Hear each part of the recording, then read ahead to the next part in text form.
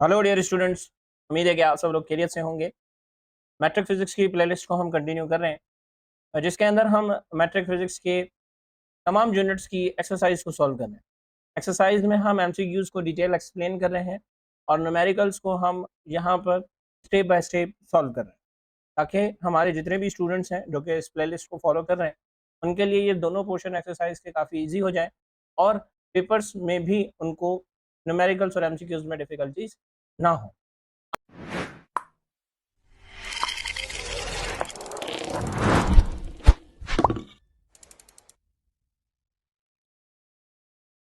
आज के इस वीडियो लेक्चर के अंदर भी हम यूनिट 15 जो कि हमारे पास है करंट इलेक्ट्रिसिटी, इस यूनिट के एक्सरसाइज को सॉल्व करेंगे।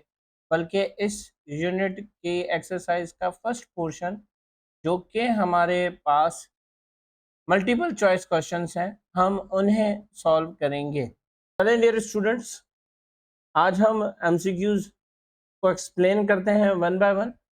आप देखें कि सबसे पहले जो फर्स्ट एमसीक्यू हमारे पास है वो है कि in an electric circuit when electrons move from low to high potential they will option A gain energy, B loss their identity, C lose energy, D gain potential.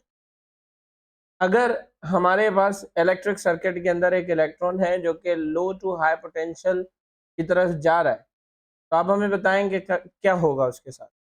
हमें मालूम है कि अगर कोई इलेक्ट्रॉन इलेक्ट्रिक सर्किट के अंदर low potential से high potential की तरफ जाता है तो वो क्या गेन करता है, वो गेन करता है हमारे पास पोटेंशियल। क्लियर? तो डियर स्टूडेंट्स, यहाँ पर जो हमारे पास राइट ऑप्शन है वो राइट ऑप्शन हमारे पास ऑप्शन डी होगा। क्लियर? फिर इसके बाद एमसीक्यू सेकंड में आप देखें कि in an electric circuit when ammeter is always connected to. अब आप देखेंगे एमीटर क्या होता है। एमीटर एक ऐसी डिवाइस होती है जो जिसके थ्रू हम क्या करते हैं, करंट को मेजर करते हैं। क्लियर? और ये हमेशा जब भी हम इलेक्ट्रिक सर्किट के अंदर एमीटर को कनेक्ट करते हैं तो वो हम सीरीज में कनेक्ट करते हैं। Clear dear students? तो यहाँ पर भी हमारे पास जो राइट ऑप्शन होगा वो ऑप्शन ए होगा जो कि हमारे पास है सीरीज। ठीक है। फिर अगर हम एमसीक्यू 3 को देखें तो resistance of a conductor does not depend on. Resistance जो है कंडक्टर का वो किस पर डिपेंड नहीं करता। Clear dear students? अब आप देखेंगे रेजिस्टेंस के लिए हम एक फॉर्मूला पढ़ते हैं कि R is equal to rho length upon area. ये जो रो है इससे हम कहते हैं रेजिस्टिविटी। ठीक है। ये जो L है इसे हम कहते हैं लेंथ ऑफ द कंडक्टर और ये जो A है ये हमारे पास होता है area of a cross section. तो आप देखें कि हमारे पास सिर्फ एक ही ऑप्शन यहाँ पर बच रहा है सी, डेंसिटी, यानी कि जो रेजिस्टेंस है वो डेंसिटी पर डिपेंड नहीं करता है। तो जो हमारे पास करेक्ट ऑप्शन होगा वो कौन सा होगा, वो हमारे पास ऑप्शन सी करेक्ट होगा फॉर एमसीक्यू 3। इसी तरीके से डियर स्टूडेंट्स अब आप देखें कि अब हमारे पास फोर्थ एमसीक्यू है जिसमें कहा जा रहा है कि Ohm's law states that. Ohm's law क्या स्टेट करता है? Option A resistance increases as current increases, option B resistance decreases as current increases, option C resistance increases as voltage increases, option D current increases as voltage increases। तो dear students हमने पढ़ रखा है कि ohms law हमारे पास क्या है कि current is directly proportional to V when resistance is constant। तो आप यहाँ पर देखें कि यानी करंट अगर हम इंक्रीज कर रहे हैं तो हमारे पास वोल्टेज भी क्या होगा, इंक्रीज होगा, या अगर हम वोल्टेज इंक्रीज कर रहे हैं तो हमारे पास करंट भी इंक्रीज होगा। आप देखेंगे यहाँ पर जो हमारे पास ऑप्शन डी है वो हमारे पास करेक्ट ऑप्शन होगा जो कि हमारे पास क्या है कि resistance increase sorry current increases as voltage increases. Dear students, अब इसी तरीके से हम एमसीक्यू 5 की तरफ आते हैं। जो कि हमें क्या कह रहा है कि the condition when the resistance of a current of a circuit is zero is known as condition जहां पर रेजिस्टेंस ऑफ अ सर्किट क्या है, जीरो है। अब देखें कि जब सर्किट का रेजिस्टेंस जीरो होगा तो वहां से हाई करंट फ्लो करेगा, और हाई करंट फ्लो होने की वजह से वहां पर शॉर्ट सर्किट आएगा। Clear dear students? तो यहाँ पर ये जो ऑप्शन है क्लोज सर्किट ये भी नहीं, बी ओपन सर्किट ये भी नहीं, और डी जीरो सर्किट ये भी नहीं। हमारे पास जो करेक्ट ऑप्शन होगा वो हमारे पास क्या होगा, शॉर्ट सर्किट होगा, जो कि ऑप्शन सी है। फिर इसके बाद अगर हम MCQ 6 की तरफ आए, condition for the validity of Ohm's law is that the temperature should remain constant, B current should be proportional to voltage, C current must be wire wound type, D all of the above.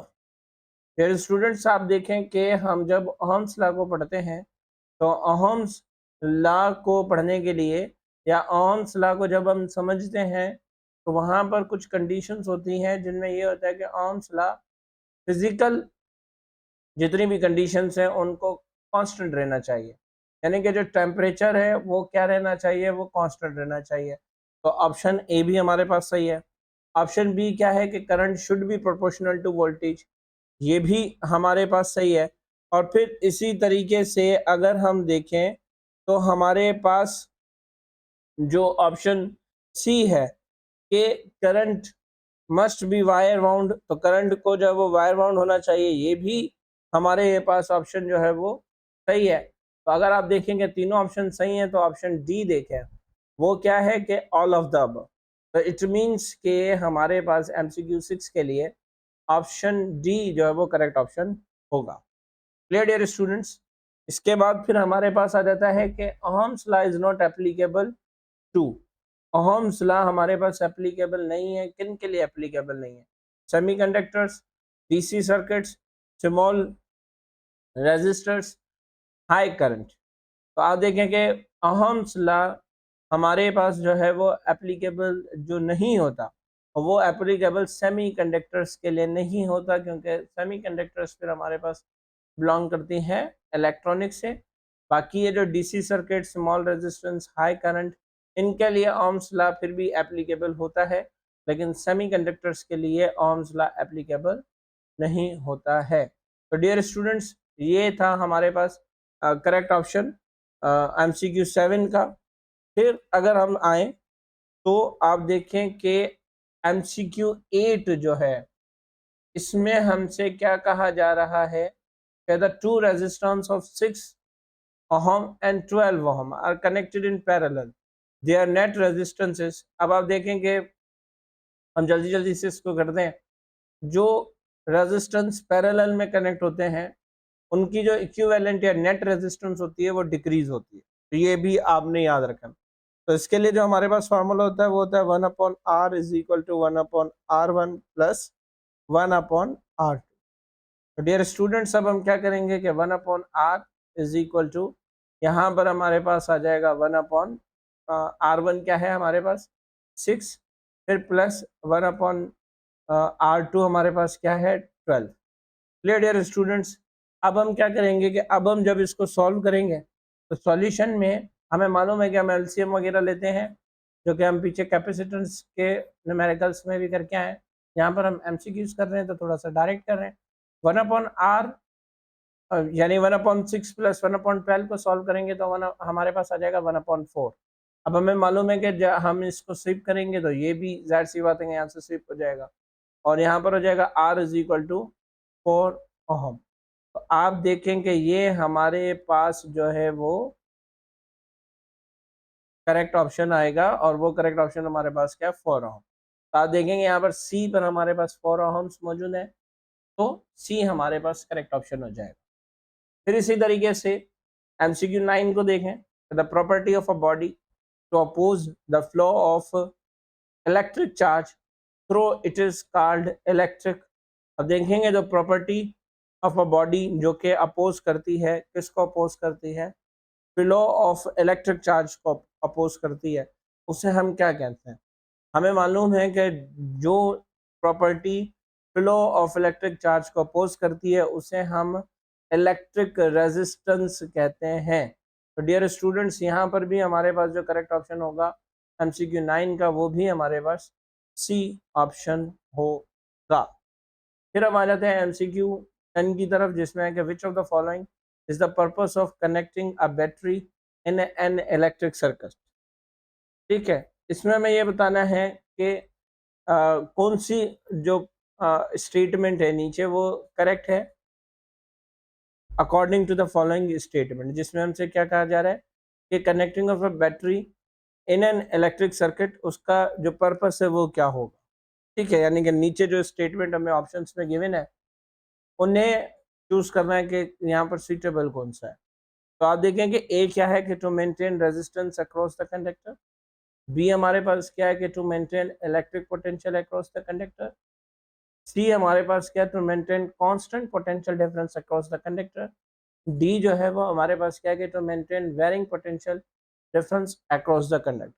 तो battery हम लगाते ही इस वजह से हैं, या battery को हम कनेक्ट ही इस वजह से करते हैं कि वो अक्रॉस द कंडक्टर जो है वो पोटेंशियल डिफरेंस को, कांस्टेंट पोटेंशियल डिफरेंस को मेंटेन करके रखे। ठीक है डियर स्टूडेंट्स, तो यहाँ पर हमारे पास जो करेक्ट ऑप्शन है वो करेक्ट ऑप्शन हमारे पास क्या है, वो करेक्ट ऑप्शन हमारे पास सी है। तो डियर स्टूडेंट्स, ये थे हमारे पास 10 MCQs जिनको हमने एक्सप्लेन किया आप स्टूडेंट्स के लिए। अगर आप लोगों को ये समझ में आ गए हैं तो चैनल को लाइक, शेयर एंड सब्सक्राइब ज़रूर कीजिएगा। उसके अलावा भी अगर आप लोगों को कोई क्वेश्चन, कोई सजेशन है तो कमेंट सेक्शन में मुझे ज़रूर बताइएगा, ताकि हम और मज़ीद अच्छे तरीके से आप लोगों के लिए ये सॉल्यूशंस लेकर आते रहें। तब तक के लिए मुझे दीजिए इजाज़त, मिलते हैं नेक्स्ट वीडियो में। अल्लाह हाफिज़, थैंक यू।